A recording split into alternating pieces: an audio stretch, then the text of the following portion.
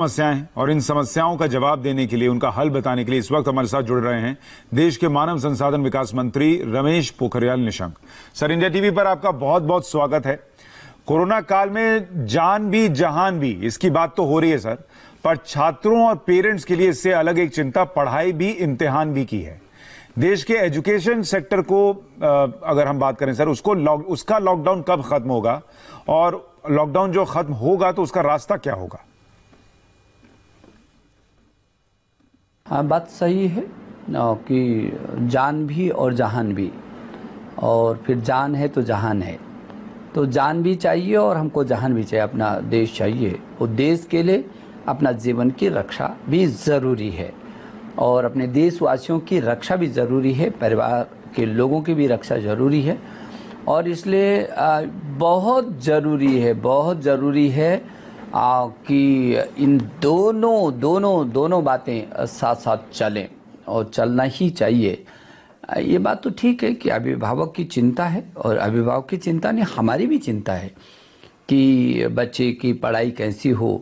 और इसलिए आपने देखा कि जहाँ हमारे प्रधानमंत्री जी के आह्वान पर पूरा देश एकजुट हुआ, और सब लोगों ने एक एक विषय का, एक एक बिंदु का अक्षर से पालन करके और एकजुटता दिखाई।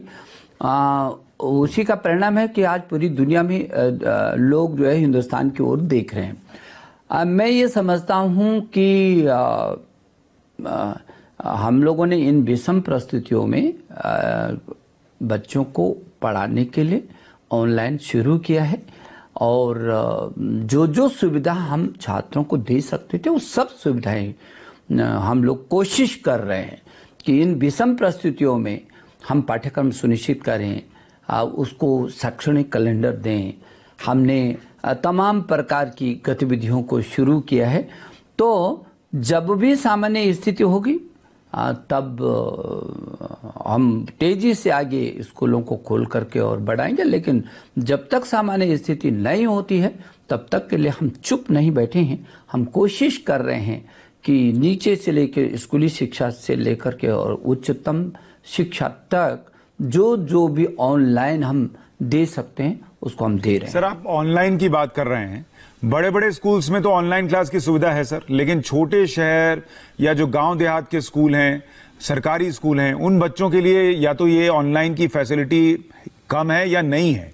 तो उनके लिए, वैसे बच्चों के लिए, वैसे स्कूल्स के लिए सरकार क्या सोच रही है या कर रही है? ऐसा नहीं है कि ये सब जो हम ऑनलाइन चला रहे हैं वो केवल शहरी बच्चों के लिए है, या जो आर्थिक दृष्टि से संपन्न है उनके लिए है, या बड़े बड़े कॉलेजों के लिए, बड़े बड़े स्कूलों के लिए। ऐसा नहीं है। शायद ये हिंदुस्तान के इतिहास में पहली बार हो रहा होगा कि सारे बच्चे एक ही प्लेटफॉर्म पर आ रहे ऑनलाइन पर।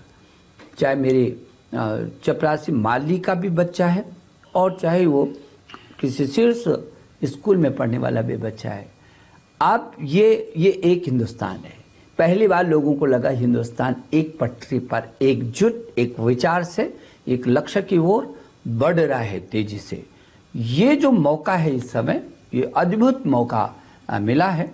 और इसलिए जो आपकी चिंता है कि वो जो गरीब के घर पर बैठे रहने वाला बच्चा है वो उसकी क्या स्थिति है, वो हमारी नज़र उस पर भी है। अंतिम छोर पर बैठे रहने वाला वो बच्चा, छात्र जिसके पास स्मार्ट टेलीफोन नहीं है, जिसके पास नेट की सुविधा नहीं है, हम उस तक भी गए हैं, उस तक भी हमारी नज़र है। और इसलिए हमारे जो स्वयं प्रभा दीक्षा और ई पाठशाला में जो पाठ्यक्रम हम लोगों ने डाले हैं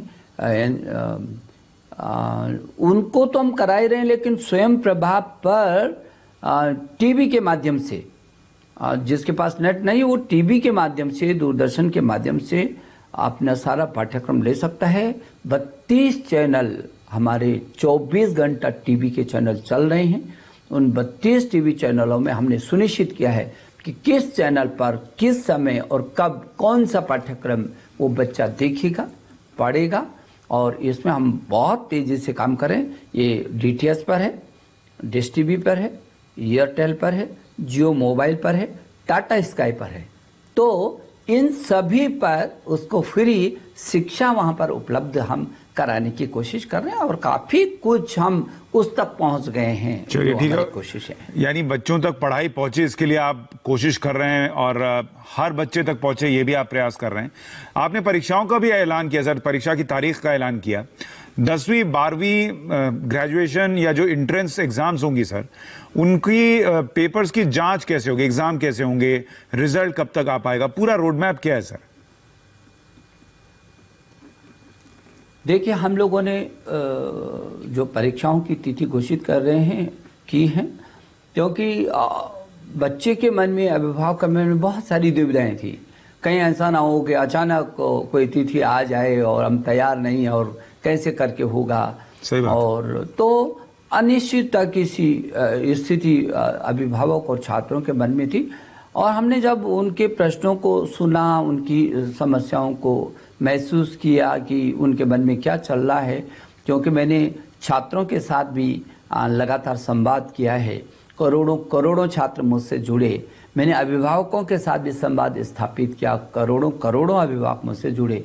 और मुझको ऐसा लगा कि जो ये अस्थिरता, इसको ख़त्म कर देनी चाहिए। इसलिए हमारे विभाग ने तय किया कि जेईई जो मेन परीक्षा है, वो जेईई मेन परीक्षा की तिथियां घोषित की हमने, और उसके लिए 18 जुलाई से और 23 जुलाई तक जेईई मेन परीक्षा होगी। जबकि नीट की परीक्षा हम लोगों ने कहा था कि ये 26 जुलाई को सुनिश्चित हुई, स्वास्थ्य विभाग के साथ बातचीत करने के बाद। और फिर लोगों के मन में था कि जेईई एडवांस का भी साहब आप बता दीजिए, तो उसकी भी जो छात्र छात्राएं तैयारी करना चाहते हैं उनकी भी अनिश्चितता दूर हो गई। तो उसको भी हमने दूर किया और हमने 23 अगस्त को जेईई एडवांस की तिथि भी घोषित की। जहाँ तक अभी आपने कहा कि जो सीबीएसई बोर्ड की परीक्षाएं हैं वो कब होंगी, फिर उसकी रिजल्ट कब निकलेंगे, तो हम इसकी भी तिथि घोषित कर चुके हैं। और इसकी तिथि हम घोषित कर चुके हैं कि 1 जुलाई से 15 जुलाई तक जितने छूटे हुए पेपर हैं सीबीएसई के, वो सभी पेपर जो मूल विषय के, वैसे तो छूटे हुए 83 पेपर्स हैं, लेकिन वो कुछ वैकल्पिक विषयों के जो मूल विषय के हैं वो 29 हैं। वो 29 पेपर, जिसमें कुछ हाई स्कूल के और इंटर के हैं, उन 29 विषयों के जो पेपर्स हैं वो 1 जुलाई से और 15 जुलाई के बीच उनको हमने करना सुनिश्चित किया है। और बहुत सारे मुझे लगता है हाई स्कूल की तो लगभग सभी प्रदेशों में हो गई थी परीक्षाएं, केवल दिल्ली, पूर्वी दिल्ली का रह गया था, तो वो भी उसी में समाहित है। मैं ये समझता हूँ कि ये 1 जुलाई से 15 जुलाई तक होने वाली जो परीक्षाएं हैं वो होंगी। इधर हमने जो आपके मन में शंका थी और सब लोगों की चिंता भी थी कि यदि जो परीक्षाएं हो गई हैं उनकी कॉपियों की जांच यदि समय से नहीं होगी तो फिर 2-3 महीने पीछे जा सकता है पूरा सत्र। तो उसके लिए मैंने कल भी गृह मंत्री जी अमित भाई का आभार प्रकट किया। गृह मंत्रालय ने हमको जो वो 1.5 करोड़ हमारी उससे भी अधिक जो कॉपियां हैं, उत्तर पुस्तिकाएं हैं, और वो हमने सीबीएसई के 3000 स्कूलों को मूल्यांकन केंद्र निश्चित किया था। उन 3000 मूल्यांकन केंद्रों से वो अध्यापक तक कैसे जा सकती हैं कॉपियां, ताकि उस समय पर जांच करके और फिर वापस आए। तो ये रास्ता भी हमारा साफ हो गया। आज से वो युद्ध स्तर पर वो काम भी शुरू हो जाएगा। 50 दिन में हम उस सब काम को करेंगे। और इस बीच जो 1 जुलाई से 15 जुलाई तक जो छूटे हुए प्रश्न पत्र हैं, जैसे ही उनकी परीक्षाएं खत्म होंगी, तत्काल उसको पुस्तिकाओं का मूल्यांकन करके हम जल्दी से जल्दी सीबीएसई बोर्ड का रिजल्ट हम निकालेंगे। इसलिए इसमें किसी प्रकार की कोई अभ्रम की स्थिति नहीं है। सर, आपने एग्जाम्स की बात कर ली और पढ़ाई ऑनलाइन होगी इसकी बात कर ली, तो तैयारी भी ऑनलाइन पढ़ाई के जरिए ही होगी। लेकिन सर, स्टूडेंट्स को एक प्रॉब्लम आ रही है कि इससे पहले इतनी ऑनलाइन पढ़ाई उन्होंने कभी की नहीं। और लॉकडाउन का असर है, तो उनको चिंता यह है कि ग्रेड्स पर असर ना पड़ जाए, आगे की तैयारी पर असर ना पड़ जाए, क्योंकि हर प्रॉब्लम का सोल्यूशन ऑनलाइन तो मिल नहीं रहा उनको। लाइब्रेरी, टीचर्स से डायरेक्ट सोल्यूशन पूछना, इसकी कमी महसूस कर रहे हैं वो। ऐसे में स्टूडेंट्स क्या करें? मैं समझता हूं स्टूडेंट को ये समझना चाहिए और अभिभावक को भी कि पूरी दुनिया एक अजीबोगरीब संकट से गुजर रही है। जिंदगी की बचाने के लिए पूरी दुनिया में त्राही त्राही मची हुई है। यदि हमारे देश के यशस्वी प्रधानमंत्री नरेंद्र मोदी जी समय से पहले यदि इन सब की तैयारी नहीं की होती तो आज हिंदुस्तान भी कैसी परिस्थिति में रहता, उसकी कल्पना करना भी रोंगटे खड़े कर देता है। और इसलिए मैं कहना चाहता हूं अपने अभिभावकों से भी, अपने छात्रों से, कि जैसे कि अभी आपने भी कहा कि जान है तो जहान है, तो जिंदगी को बचाने की हमारी पहली ये समय इस संकट से उभरने का पहला मिशन है। और इसलिए इस सब के बावजूद भी हम ये वैकल्पिक को दे रहे हैं। हमने छात्र को खाली नहीं रहने दिया है और उस पर अभिभावकों से कहा उस पर दबाव भी न डालें, क्योंकि उस पर अनावश्यक बोझ नहीं पड़ना चाहिए, उसको मस्ती के साथ भी रहना चाहिए। लेकिन मैं छात्रों से कहना चाहता हूँ आप मस्ती के साथ रहिए, आपको सारा का सारा पाठ्यक्रम उपलब्ध कराया जा रहा है। जहाँ तक आपने कहा कि उसका क्या होगा, शोध का पुस्तकालय नहीं होगा, आपके पास पुस्तकालय है, आपके पास हमने जो राष्ट्रीय हमारा डिजिटल लाइब्रेरी है NDL, उसमें लगभग 5 करोड़, 5 लाख नहीं, 5 करोड़ वस्तु सामग्री, आपके पाठ्य सामग्री और शोध सामग्री। ई सिंधु पर जाइए, ई गंगा पर जाइए, आपके पास क्या नहीं है, आप खूब शोध कर सकते हैं, अपने घर पर बैठ करके आप शोध कर सकते हैं। इसलिए यदि आपके मन में कुछ है तो मैं जानकारी देना चाहता हूं कि आप यदि शोध छात्र हैं, पढ़ना चाहते हैं, आपको लाइब्रेरी चाहिए तो जाइए ना, NDL पर जाइए, जाइए ना ई शोध सिंधु पर जाइए, जाइए ना ई गंगा पर जाइए। तमाम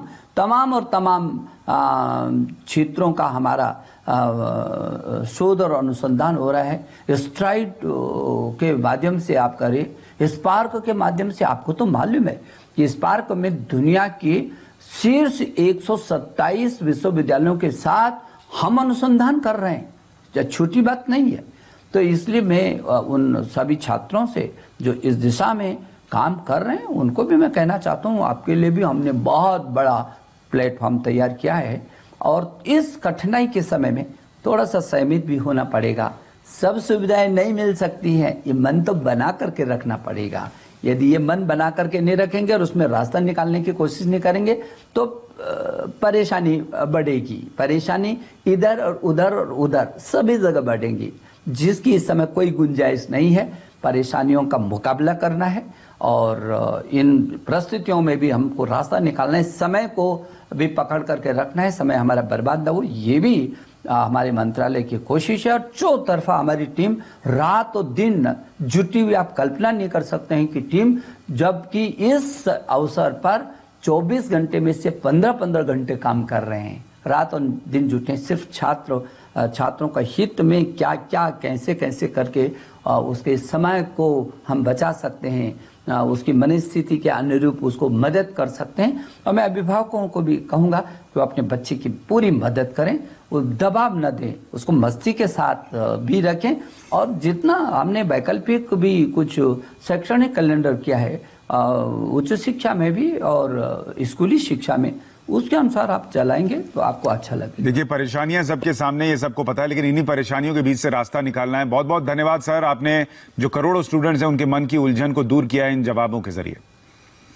तो देश के मानव संसाधन विकास मंत्री को आप सुन रहे थे, उनका कहना था कि लॉकडाउन से अब लड़ना है तो घर पर रहना है, और उस घर में रहते हुए भी अगर पढ़ाई करनी है, एग्जाम देना है, तो उसके लिए सरकार ने जो तैयारियां की हैं उसका ब्यौरा वो दे रहे थे। फिलहाल एक छोटे से ब्रेक के लिए रुक रहे हैं। ब्रेक के उस पार देखिए दिव्यांगों के लिए स्पेशल बुलेटिन।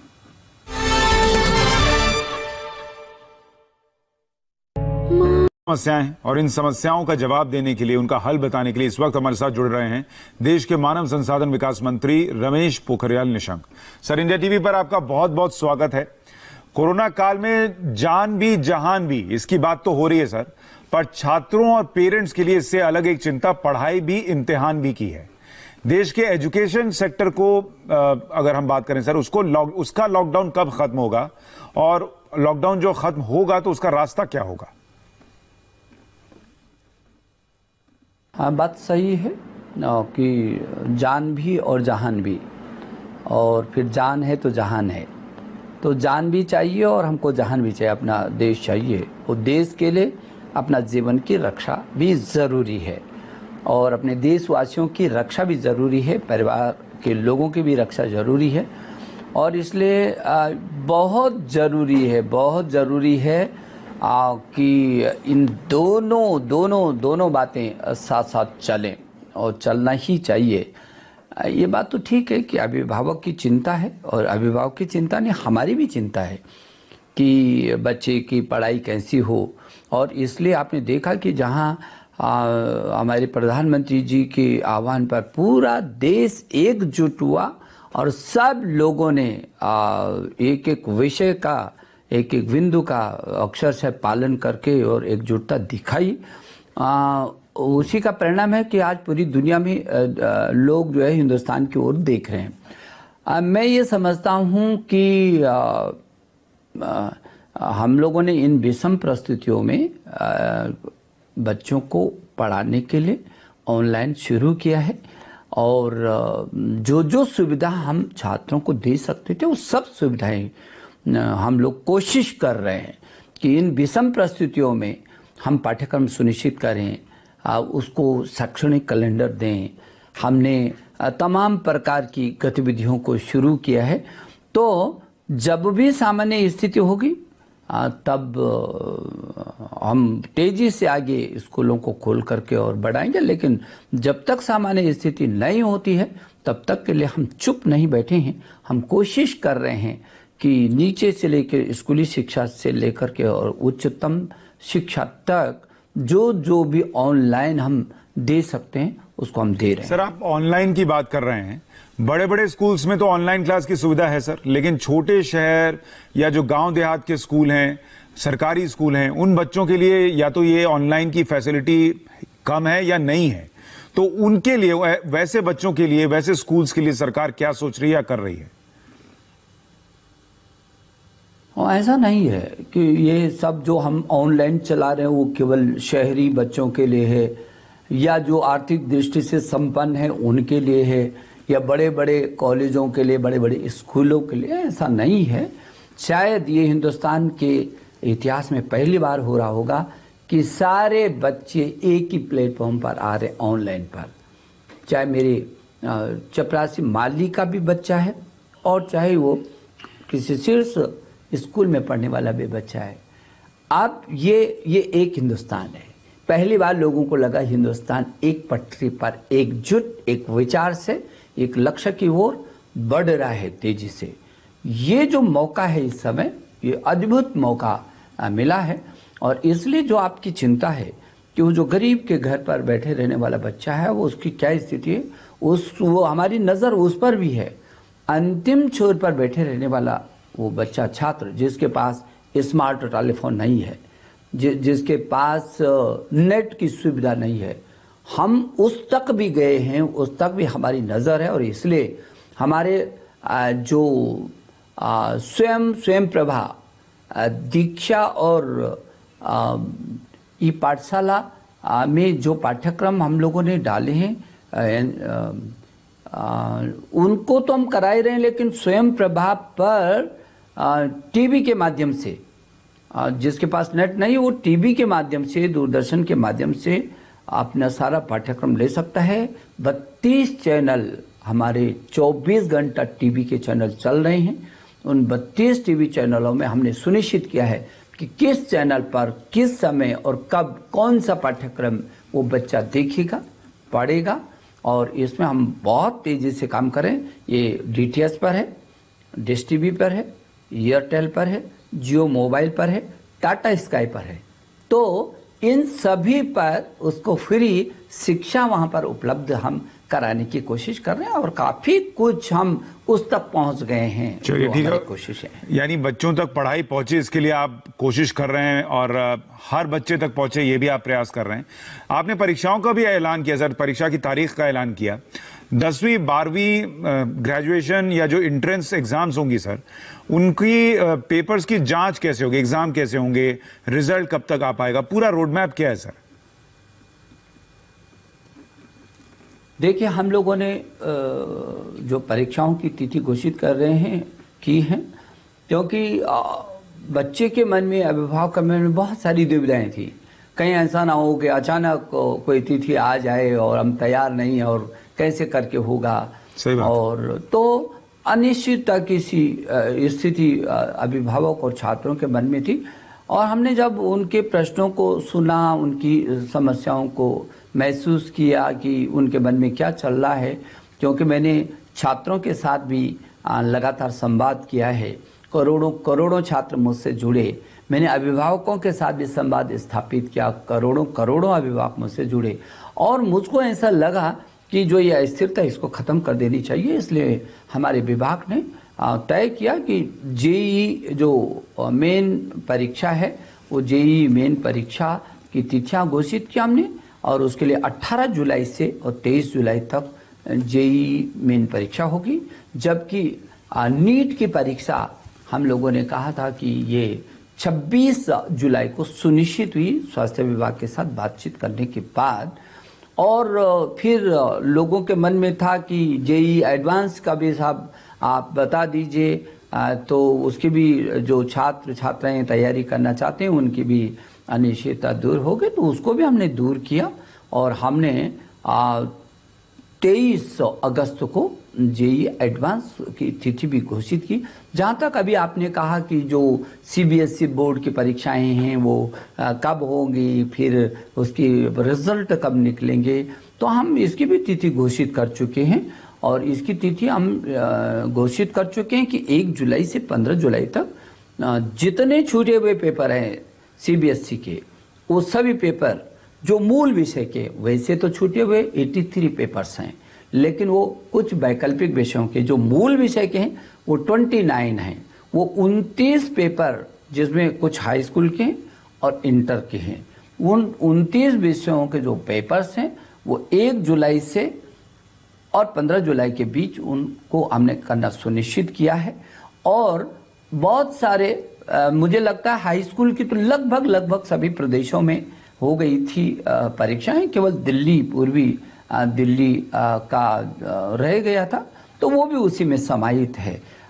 मैं ये समझता हूँ कि ये 1 जुलाई से 15 जुलाई तक होने वाली जो परीक्षाएं हैं वो होंगी। इधर हमने जो आपके मन में शंका थी और सब लोगों की चिंता भी थी कि यदि जो परीक्षाएं हो गई हैं उनकी कॉपियों की जांच यदि समय से नहीं होगी तो फिर 2-3 महीने पीछे जा सकता है पूरा सत्र।